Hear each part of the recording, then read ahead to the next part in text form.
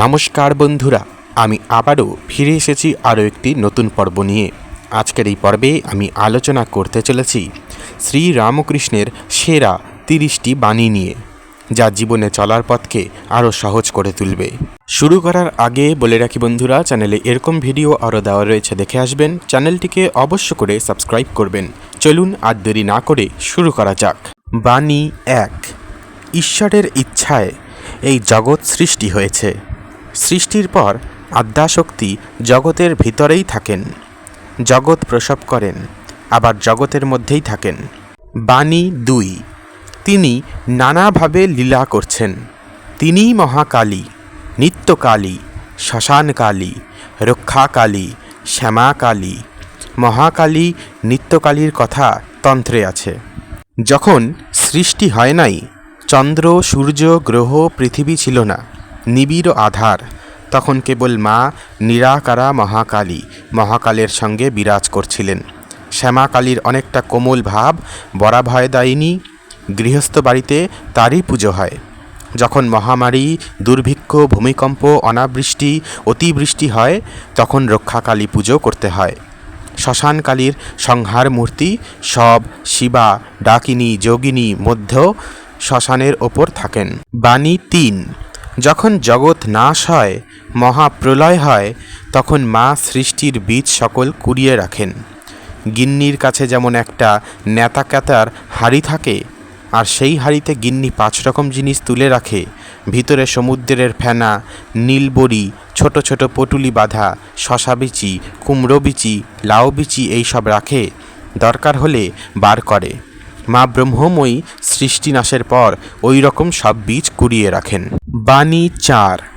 এ সংসারে তার লীলা খেলার মতো। এই লীলায় সুখ দুঃখ, পাপ পুণ্য, জ্ঞান অজ্ঞান, ভালো মন্দ সবই আছে। বাণী 5। ঈশ্বরের সৃষ্টিতে নানা রকম জীবজন্তু, গাছপালা আছে। জানোয়ারের মধ্যে ভালো আছে, মন্দও আছে। বাঘের মতো হিংস্র জন্তু আছে। গাছের মধ্যে অমৃতের ন্যায় ফল হয় এমন আছে, আবার বিষ ফলও আছে। সংসারী জীব আছে, আবার ভক্ত আছে। তার জগতে সকল রকম আছে। সাধু লোকও তিনি করেছেন, দুষ্ট লোকও তিনি করেছেন। সুবুদ্ধি তিনি দেন, আবার অসৎ বুদ্ধিও তিনিই দেন। দুষ্ট লোকেরও দরকার আছে। বাণী 6। বন্ধন আর মুক্তি দুইয়ের কর্তাই তিনি। তার মায়াতে সংসারী জীব কামিনী কাঞ্চনে বদ্ধ, আবার তার দয়া হলেই মুক্ত। তিনি ভববন্ধনের বন্ধনহারিণী তারিণী। তিনি মনকে আঁখি ঠেরে ইশারা করে বলে দিয়েছেন, যা এখন সংসার করগে যা। মনের কি দোষ? তিনি যদি আবার দয়া করে মনকে ফিরিয়ে দেন, তাহলে বিষয়বুদ্ধির হাত থেকে মুক্তি হয়। তখন আবার তার পাদপদ্মে মন হয়। বাণী 7। সংসার আর মুক্তি দুই ঈশ্বরের ইচ্ছা। তিনি সংসারে অজ্ঞান করে রেখেছেন, আবার তিনি ইচ্ছা করে যখন ডাকবেন তখন মুক্তি হবে। ছেলে খেলতে গেছে, খাওয়ার সময় মা ডাকে, যখন তিনি মুক্তি দিবেন তখন তিনি সাধু সঙ্গ করিয়ে দেন, আবার তাকে পাওয়ার জন্য ব্যাকুলতা এনে দেন। বাণী 8। যখন সব সাধন করে, মাঝে মাঝে সবটা হাঁ করে ভয় দেখায়। তাই চাল, ছোলা ভাজা রাখতে হয়, তার মুখে মাঝে মাঝে দিতে হয়।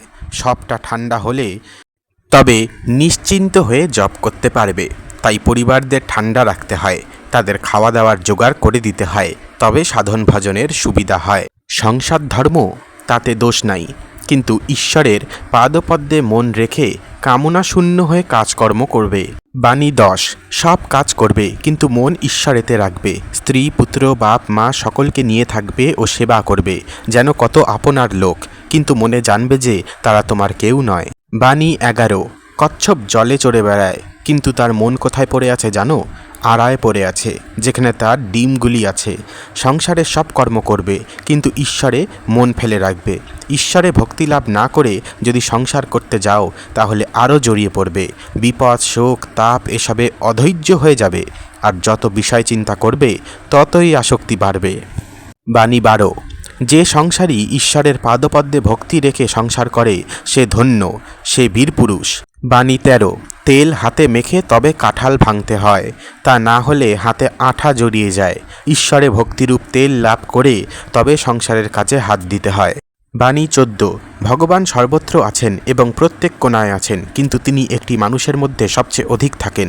তাই এই জন্যই ভগবানরূপী মানুষের সেবা করাই ভগবানের আসল সেবা।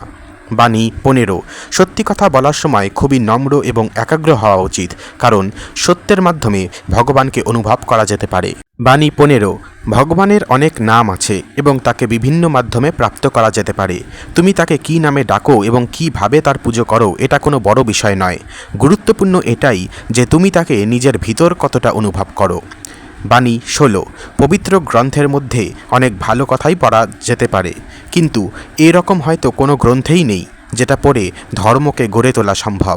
বাণী 17। সংসারের চারিদিক যাত্রা করে ফেলুন, কিন্তু তাতেও আপনি কোথাও কোনো কিছুই পাবেন না। যেটা আপনি প্রাপ্ত করতে চান সেটা তো আপনার মধ্যে সর্বদাই বিরাজমান। বাণী 18। তুমি রাত্রে আকাশে অনেক তারা দেখতে পাও, কিন্তু যখন সূর্য ওঠে তখন সেই তারাদের আর দেখা যায় না। ঠিক এইভাবেই অজ্ঞানতার কারণে যদি তুমি ভগবানকে প্রাপ্ত করতে না পারো, তাহলে এর মানে এটা মোটেই নয় যে ভগবান নেই। বাণী 19। দুনিয়া বাস্তবে সত্য ও বিশ্বাসের একটি মিশ্রণ। বিশ্বাস তৈরি করে এমন জিনিসকে ত্যাগ করুন এবং সত্যকে গ্রহণ করুন। বাণী 20। সাংসারিক বিষয়ের ওপর জ্ঞান মানুষকে জেদি বানিয়ে তোলে। জ্ঞানের অভিমান হলো একটি বন্ধন। বাণী 21। যখন হাওয়া চলতে থাকবে তখন পাখা চালানো বন্ধ করে দেওয়া উচিত, কিন্তু যখন ঈশ্বরের কৃপাদৃষ্টি বজায় থাকবে তখন প্রার্থনা আর তপস্যা কখনোই বন্ধ করা উচিত নয়। বাণী 22। যতক্ষণ তোমার মধ্যে ইচ্ছার লেশমাত্রও আছে ততক্ষণ তুমি ঈশ্বরকে পাবে না। অতএব নিজের ছোট বড় সব ইচ্ছাকে ত্যাগ করে দাও। বাণী 23। জল এবং তার মধ্যে উৎপন্ন বুদ্বুদ এক জিনিস। একই প্রকার জীবাত্মা ও পরমাত্মা এক জিনিস, শুধু তাদের মধ্যে কেবল এটাই পার্থক্য যে একজন পরিমিত আর অপর অনন্ত। বাণী 24। যেই ব্যক্তি আধ্যাত্মিক জ্ঞান অর্জন করে ফেলেছেন তার ওপর কাম এবং লোভের বিষ কখনোই চড়ে না। বাণী 25। একমাত্র ভগবানই বিশ্বের পথ প্রদর্শক এবং গুরু। বাণী 26। বন্ধন ও মুক্তি কেবল একলা মনের চিন্তা মাত্র। বাণী 27। নিজের বিচারগুলির ওপর সৎ থাকো ও বুদ্ধিমান হও। নিজের বিচার বুদ্ধি অনুযায়ী কাজ করো, তাহলেই তুমি সফল হবে। একটি সৎ ও সরল মনের মাধ্যমে প্রার্থনা করো, তোমার প্রার্থনা নিশ্চয়ই শোনা হবে। বাণী 28। বিনা কোনো স্বার্থ ছাড়া কাজ যেই মানুষ করেন সে বাস্তবে নিজের ভালো করে চলেছে। বাণী 29।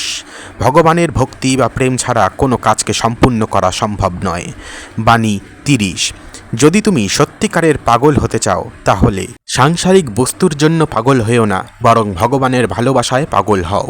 শ্রী শ্রী রামকৃষ্ণের এই 30টি বাণী আপনাদের কেমন লাগলো তা অবশ্যই আমাকে কমেন্ট করে জানাবেন বন্ধুরা। আজকের জন্য এ পর্যন্তই বন্ধুরা, দেখা হচ্ছে পরের ভিডিওতে।